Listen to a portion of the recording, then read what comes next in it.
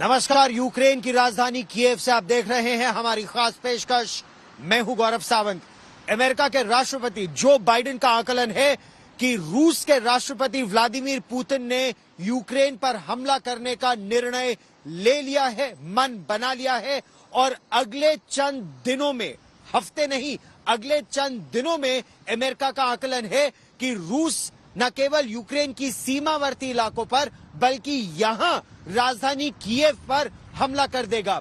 इस समय तनाव यूक्रेन में बढ़ा हुआ है। सीमावर्ती इलाकों में पिछले 48 घंटों में कई ऐसी गतिविधियां हुई है जिससे लग रहा है कि इस पूरे क्षेत्र में तनाव बढ़ता जा रहा है। चाहे वो गैस पाइपलाइन में एक जबरदस्त विस्फोट हो या फिर एक गाड़ी में विस्फोट, आकलन यही है कि धीरे धीरे सीमावर्ती इलाकों में तनाव बढ़ेगा और वो आग राजधानी कीव तक पहुंचेगी। और इसीलिए कई विदेशी दूतावासों ने कीव में अपने राजदूतों की और राजनयिकों की संख्या या तो कम कर दी है या दूतावास बंद कर दिए हैं।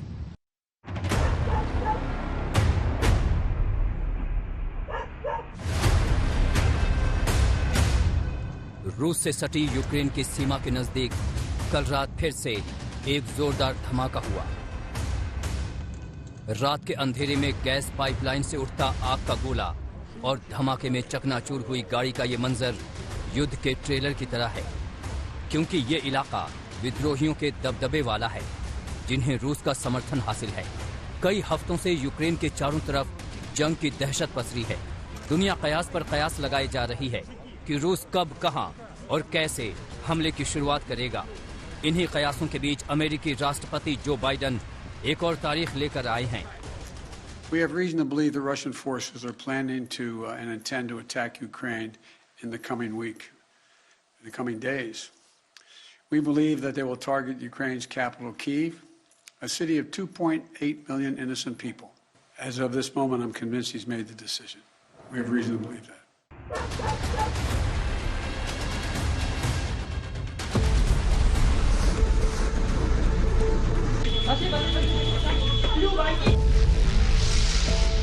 जंग के इस माहौल को रूसी राष्ट्रपति पुतिन आज जोरदार हवा देने वाले हैं। उनकी फौजें कई दिनों से यूक्रेन के चारों तरफ पहले से ही अभ्यास के नाम पर मिसाइल और तोप चला रही हैं, लेकिन आज पुतिन भी इस अभ्यास को साक्षात देखने पहुंच रहे हैं।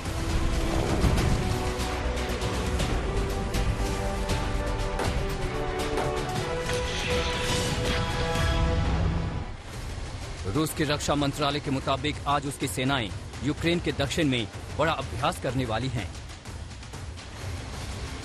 काला सागर और इसके आसपास होने वाले इस युद्धाभ्यास में रूस के जंगी जहाज और पनडुब्बियां भी शामिल होंगी।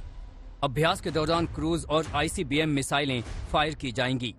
बड़ी बात यह है कि इसमें परमाणु हथियार ले जाने में सक्षम मिसाइल भी शामिल होंगी।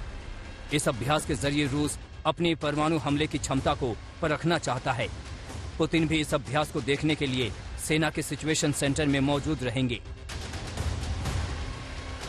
अमेरिका दावा कर रहा है कि रूस ये सब यूक्रेन और नेटो देशों को उकसाने के लिए कर रहा है ताकि हमले के बहाने ढूंढ सके। Throughout these tense moments, the Ukrainian forces have shown great judgment and, I might add, restraint. They refused to allow the Russians to bait them into war. But the fact remains, Russian troops currently have Ukraine surrounded from Belarus along the Russian border and with Ukraine to the Black Sea in the south and all of its border. अमेरिकी राष्ट्रपति जो कह रहे हैं वो हकीकत है। रूस बिना किसी लुका छिपी के यूक्रेन को तीन तरफ से घेर कर बैठा है। उत्तर में बेलारूस में रूसी फौजों का जमावड़ा है। दक्षिण में क्रीमिया पहले से रूस के कब्जे में है, जहां उसकी फौज की तैनाती बढ़ा दी गई है। और पूर्व में लंबी सीमा रेखा पर रूस की फौज मौजूद है।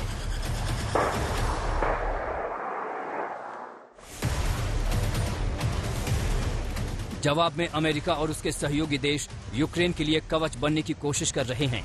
आसपास के देशों में मौजूद नेटो फौजों को पोलैंड और रोमानिया लाया जा रहा है।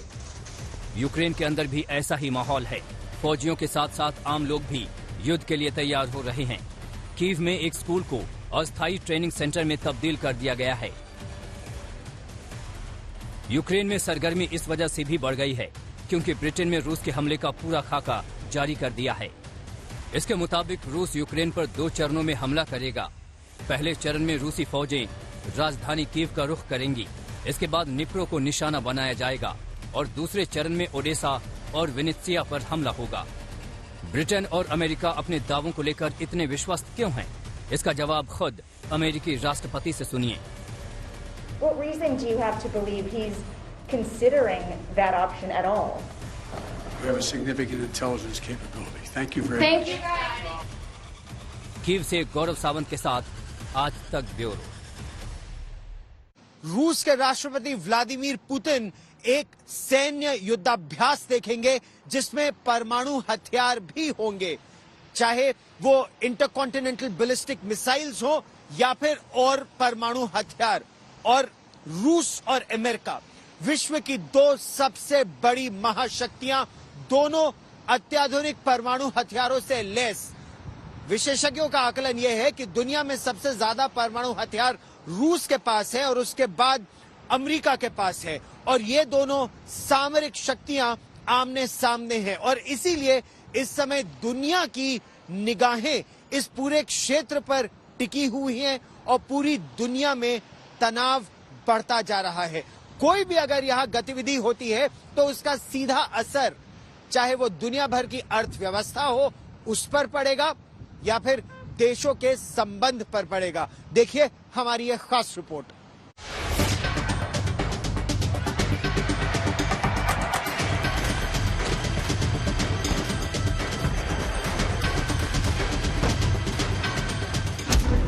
परमाणु अभ्यास के जरिए क्या संदेश देना चाहता है रूस? क्या यूक्रेन के नाम पर परमाणु जंग छिड़ जाएगी? क्या अमेरिका और रूस ने परमाणु युद्ध की तैयारी में है?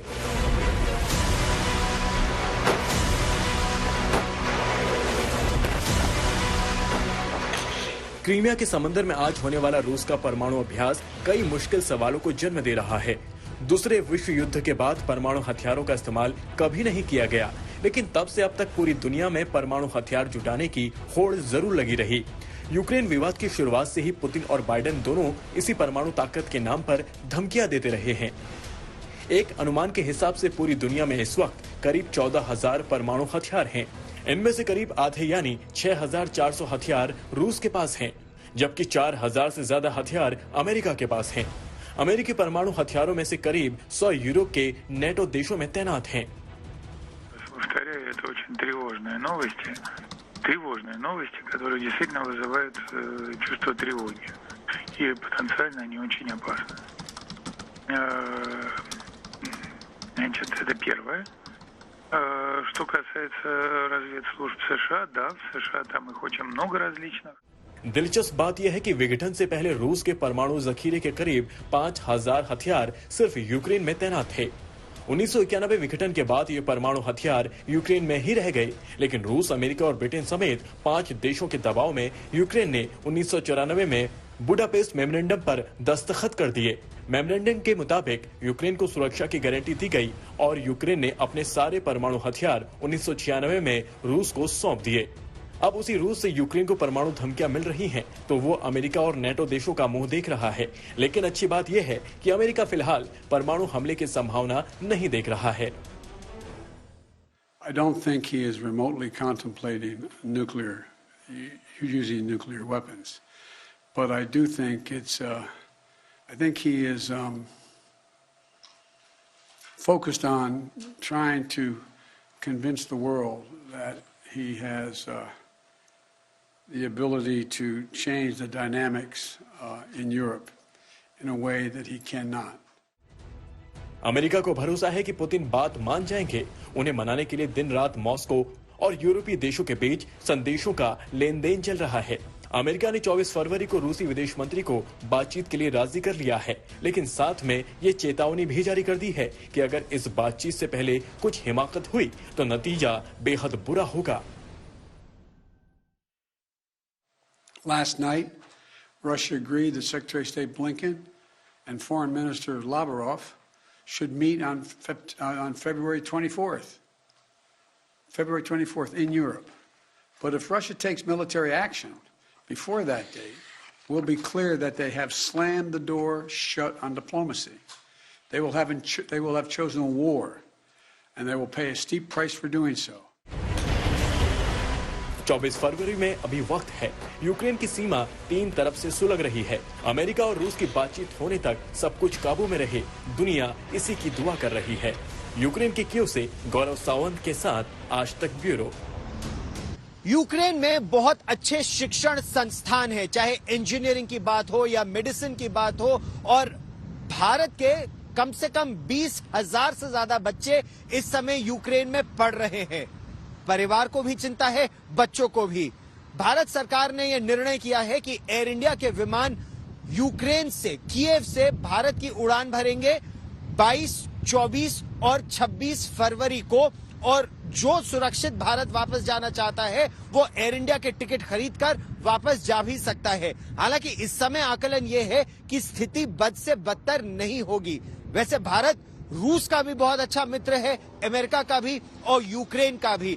इसीलिए भारत तटस्थ रहते हुए ये चाहता है कि बातचीत के जरिए इस समस्या का समाधान निकाला जाए।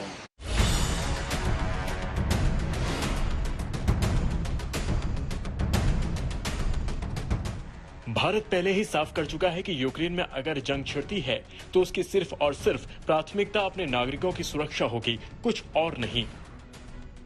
भारत के कई छात्र यूक्रेन में पढ़ाई करते हैं। मौजूदा संकट को देखते हुए इनकी सुरक्षा को लेकर चिंताएं बढ़ रही हैं।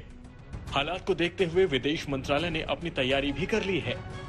भारतीयों को यूक्रेन से निकालने का खाका तैयार कर लिया है।